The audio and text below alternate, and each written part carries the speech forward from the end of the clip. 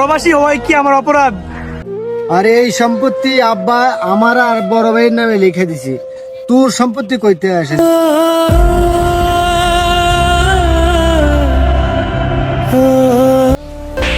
এই বেটা ওঠ।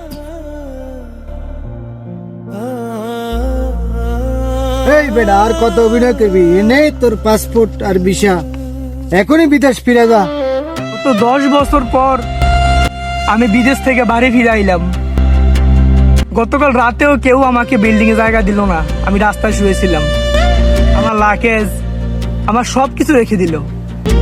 আর এখন আপনি আয়সা বলতাছেন আজকে আমি বিদেশ ফিরে যাওয়ার জন্য? আমার অপরাধ কি ছিল? বিগত 10টা বৎসর আমি আমার রক্তে জল করা টাকা আপনাদেরকে দেশে পাঠাইছি।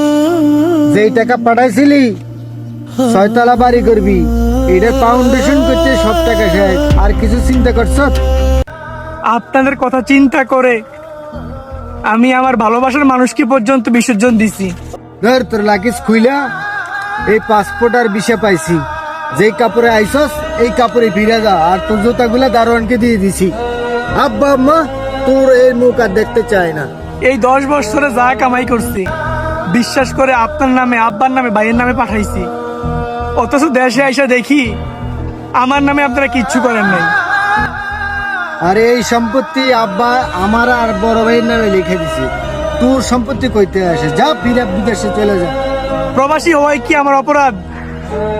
প্রত্যেকটা প্রবাসী কি এভাবেই কষ্ট পাবে? এভাবেই নিজের আত্মীয় পরিজন ছেড়ে বিদেশ গিয়ে পড়ে থাকবে আর দেশে এসে কষ্ট ভোগ করবে? তাহলে কার জন্য এই কষ্ট করা? কার জন্য টাকা পয়সা করা? কেন নিজের জীবনকে নষ্ট করা? আমার মতো প্রবাসীরা যারা আছে তারা কখনো এই ভুলটা করবেন না। নিজের সব সয় সম্পত্তি বাপ ভাইয়ের নামে দিয়ে পরে দেশে এসে আমার মতো রাস্তায় শুয়ে থাকবেন না। আজকে আমি ফিরে যাচ্ছি দূর প্রবাসে, আর কখনো ফিরে আসবো না। আর মনে রাখবেন, আপন হোক আর পর হোক, কাউকে তো বিশ্বাস করা ঠিক না। আজকে দেখেন আমি প্রবাস থেকে আসার পরে আমার আব্বা আম্মা দেখা করতে আসে না। ভালো থাকুক এই দুনিয়া, আমি আর কখনোই দেশে ফিরে আসবো না। ভালোই ভালোই এ দেশের তে চলে যা, এই দেশের তোর জায়গা নাই।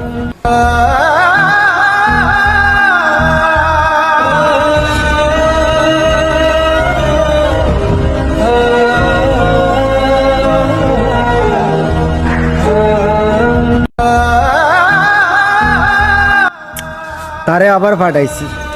আব্বা আম্মারে পাম্পটি দিয়ে তো সম্পত্তি আমাদের নামে লইয়ে লেছি, এবারকে টাকা পাঠাইলে বাকি কামটা খাইলাম।